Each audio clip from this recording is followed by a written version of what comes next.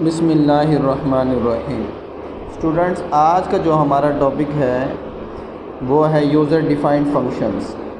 User डिफ़ाइंड functions जैसे built in function के मुतालिक हमने पढ़ा था कि ऐसे फंक्शंस होते हैं जो कि लैंग्वेज बनाने वाले ने, जैसे थॉमस कर्ट्स और जॉन कैमनी ने GWBasic के अंदर जो शामिल किए थे उनको हमने कहा था बिल्ट इन फंक्शन। और यूज़र डिफ़ाइंड फंक्शन की जब मैं बात करूं तो यूज़र डिफ़ाइंड फंक्शन ऐसे फंक्शन होंगे ये वाले कि जिनको यूज़र या प्रोग्रामर अपनी ज़रूरत के लिए प्रोग्राम के अंदर शामिल करें, उनको कहेंगे यूज़र डिफ़ाइंड फंक्शंस। सबसे पहले बेटा इसकी डेफिनेशन करनी है। डेफिनेशन लिखी हुई है, यहाँ से स्टार्ट होती है। A user defined function is completely defined and customized by the programmer to solve some problems. कुछ प्रॉब्लम्स को सॉल्व करने के लिए कस्टमाइज़ किया जाता है बाय द प्रोग्रामर या यूज़र, मैं कह सकता हूँ। Functions that we write are called user defined function. बेटा यहाँ तक निशान लगाया हुआ, ये डेफिनेशन याद करनी है इसकी। यानी कि फ़ंक्शन जो कि डिफ़ाइंड किए जाए यूज़र के ज़रिए से, उनको हम सिंपल अल्फाज में कह सकते हैं, वो होते हैं हमारे यूज़र डिफ़ाइंड फंक्शंस। नेक्स्ट बेटा जो लाइन है यहाँ से आपने याद करना है, ये वाली लाइन से, user can define the function with DEFN। ये वाली स्टेटमेंट आपने याद रखनी है, DEFN स्टेटमेंट।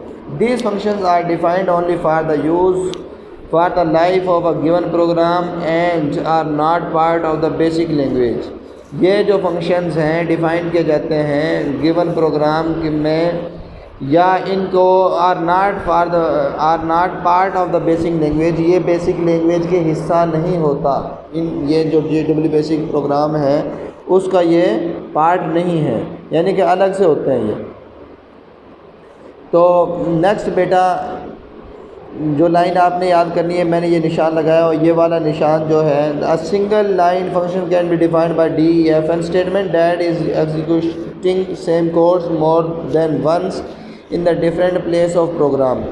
साइंटेक्स उसका लिखा हुआ है, साइंटेक्स लाइन नंबर है, DEFN नेम है, आर्गूमेंट है और एक्सप्रेशन है। अब लाइन नंबर से मुराद तो वो लाइन नंबर जैसे हम लिखते हैं 10, 20, 30, ये लाइन नंबर जो है रिपीट हो रही होती हैं, ये हैं लाइन नंबर से मुराद तो। लेकिन नेक्स्ट जो है DEFN क्या है, DEFN ये स्टेटमेंट है जो मैंने आपको यहाँ पे बताई है, DEFN स्टेटमेंट। ठीक हो गया बेटा। नेक्स्ट जो है हमारे पास DEFN स्टेटमेंट के बाद जो है लाइन है, नेम है फंक्शन का। DEFN के बाद कोई भी नाम लिख सकते हैं। जैसे अब मैं यहाँ पे एग्जांपल में अगर आप लोगों को बताऊँ कि यहाँ पे कौन सा फंक्शन का नाम लिया गया है, DEFN स्टेटमेंट लगाने के बाद ये देखो DEFN x लिखा हुआ, यहाँ पे A लिखा हुआ, यहाँ पे B लिखा हुआ है। ये उस फंक्शन का नाम रखा गया है जो कि यूज़र खुद या प्रोग्रामर रखता है।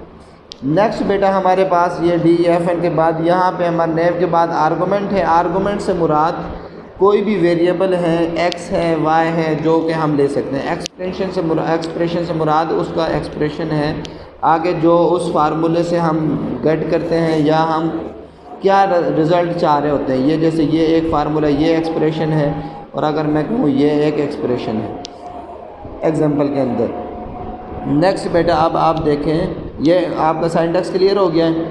साइंटेक्स के बाद जो है इसकी वजाहत की गई है, ये मैंने बता दिया आप लोगों को एक्सप्रेशन तक। यहाँ तक आपने ये याद रखना है, यहाँ तक। नेक्स्ट जो लाइन है हमने यहाँ से करनी है, यूज़र डिफाइंड फंक्शन में भी न्यूमेरिक भी हो सकते हैं, स्ट्रिंग भी हो सकते हैं, और it is type is specified in the function name. Value of expression is posed to that type before it is return to the calling function. जो वैल्यू ऑफ एक्सप्रेशन है वो पहले से ही लिखी जाती है फंक्शन को रिटर्न करने से पहले ही, मतलब हम उसकी एक्सप्रेशन की वैल्यू उसको दे देते हैं। नेक्स्ट बेटा जो हमारे पास लाइन है, अगर ऐसा ना हो तो टाइप मिसमैच का एरर वाक़ होता है। यहाँ पे ये टाइप मिसमैच इसकी बात होती है, एरर वाक़ होता है। नेक्स्ट ये जो ये पैराग्राफ है, इसके मुतालिक अगर मैं आपको कहूँ, DEFN statement must be executed before the function it defines may be called if a function is called before it has been defined an undefined user function. अगर वो डिफाइन ना किया हो और उसको पहले एग्जीक्यूट करें तो अनडिफाइंड फंक्शन का एरर वाक़ हो जाता है। नेक्स्ट बेटा हमारे पास जो है हम उसके बाद हमने एग्जांपल से पहले एक पैराग्राफ है ये वाला पैराग्राफ ये करना, DEFN is illegal in the direct mode. Direct mode में नहीं चला सकते, यानी कि डायरेक्ट मोड और इनडायरेक्ट मोड पढ़ा है, जहाँ लाइन नंबर आ रहे होते हैं ना वो डायरेक्ट मोड में सिंपल कहूँगा, और विदाउट लाइन नंबर हम इनडायरेक्ट मोड कह रहे होते हैं। यानी कि इसको डायरेक्ट मोड में इलीगली तौर पे हम कह सकते हैं कि ये इलीगल है डायरेक्ट मोड। इनडायरेक्ट मोड में इसको यूज़ कर सकते हैं। रिकर्सिव फंक्शंस यानी कि बार बार जो रिपीट हो रहे होते हैं फंक्शंस, उनमें DEFN फंक्शन सपोर्ट नहीं करता है। न्यूमेरिक भी हो सकता है, स्ट्रिंग हो सकता है, ये हम पहले ही डिस्कस कर चुके हैं। अब देखें बेटा, हमारे पास इस एग्जांपल में DEFN x यहाँ पे ये y है और यहाँ आगे फार्मूला लगाया हुआ है y³ 3 है, y का क्यूब है प्लस y² 2 और स्क्वायर है डिवाइडेड बाय y है। इनकी वैल्यूज़ a और b की जो वैल्यूज़ आएंगी वो वैल्यूज़ पुट होंगी y की जगह पे फर्स्ट टाइम, फिर वैल्यू पुट होगी b की वैल्यू पुट होगी इस फार्मूले में y की जगह पे कंप्लीट। जैसा कि अब मैं कह सकता हूँ यहाँ a की वैल्यू b हमारे पास क्या है जी 4 है, b की वैल्यू 5 है। सबसे पहले इस फार्मूले में हम इस फार्मूले की बात कर रहा हूँ, ये मैं सारा एक दफ़ा क्लियर कर दूँ, ये वाला क्लियर करके मैं आप लोगों को समझा दूँ। ये वाला फार्मूला है, आप देखें ये जो फार्मूला है इसमें सबसे पहले 4 वैल्यू पुट होगी, यानी कि 4 का क्यूब होगा प्लस 4 का स्क्वायर होगा डिवाइड बाय 4 होगा। 4 का क्यूब हमारे पास बेटा बनता है 64 प्लस स्क्वायर इसका बनता है 16 डिवाइड बाय 4 कितना होगा, ये हमारे पास 80 डिवाइड बाय बनता है 4 और हमारे पास ये बनेगा 20। तो 20 हमारे पास वैल्यू आ गई है पहले a की वैल्यू पुट करने में यहाँ पे, और ऐसे ही अगर 5 की वैल्यू पुट करूँ तो बेटा वो हमारे पास वैल्यू बनती है 30।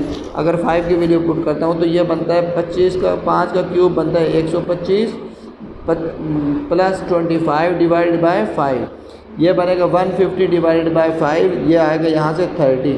यानी कि अगर इस b की वैल्यू मैं पुट करता हूँ इस फार्मूले के अंदर तो हमारे पास जो वैल्यू बनती है वो बेटा बनती है हमारे पास 30 वैल्यू। और यहाँ पे वो कहता है a और b में जो वैल्यू पुट करने के बाद इन दोनों फंक्शंस को प्लस किया जाए, तो 4 और 5 जब वैल्यू पुट होती है तो एंड पे हमारा रिज़ल्ट निकलता है 50, जो कि ये इसका रिज़ल्ट शो हो रहा होता है स्क्रीन पे। बेटा ये था हमारी एग्जांपल यूज़र डिफाइंड फंक्शन की। अब अगर देखें एक और एग्जांपल हमारे पास, यहाँ पाई की वैल्यू 3.14 ये दी हुई है, और नेक्स्ट हमारे पास जो है बेटा फंक्शन है रेडियस। इसको मैं एक दफ़ा फिर क्लियर कर दूं ताकि आप लोगों को कन्फ्यूजन ना हो। यहाँ हमारे पास वैल्यू रेडियस की RAD की, बेटा ये जो हमारे पास वैल्यू है RAD ये गेट होगी हमारे पास, एक मिनट, ये बेटा हमारे पास पाई की वैल्यू यहाँ पुट होगी, ये RADFNR ये फंक्शन का नाम है, ये इस फार्मूले से वैल्यू निकालेगा हम रेडियस की। पाई आर स्क्वायर कहते हैं, यानी कि रेडियस का फार्मूला जो है, सॉरी उसका सर्कल का एरिया निकालने का फार्मूला। रेडियस हमारे पास जो वैल्यू होगी वो इनपुट रेडियस यहाँ पे कहेगा, तो यहाँ उसकी वैल्यू 2 दे दी है, यूज़र के प्रोग्राम चलने के बाद ये वैल्यू दी गई है। नेक्स्ट बेटा सर्कल एरिया इज़ FNR है, यहाँ पे RAD इसकी जगह पे है, आप देख सकते हैं इस x की जगह पे, ये इस वैल्यू में जो x है इसकी जगह पे है, तो x की जगह पे हम जब वैल्यू पुट करेंगे यहाँ पे x की जगह पे, पाई की वैल्यू तो होगी 3.1415 और क्रॉस 2 है, x की वैल्यू पावर उसकी 2, जब ये गेट होगा 2 की पावर 4 क्रॉस 3 होगा तो हमारे पास 4 क्रॉस 3 12 पॉइंट ये वैल्यू आ जाएगी सर्कल एरिया की, जो कि यहाँ से रिज़ल्ट निकला 50 लाइन नंबर का। ठीक हो गया बेटा, ये 2 एग्जांपल्स थी यूज़र डिफाइंड फंक्शंस की, इनको आप लोगों ने अच्छे तरीके से याद करना है। एज ए लॉन्ग क्वेश्चन जो मैंने निशान लगवाया उसको अच्छे तरीके से याद रखना है।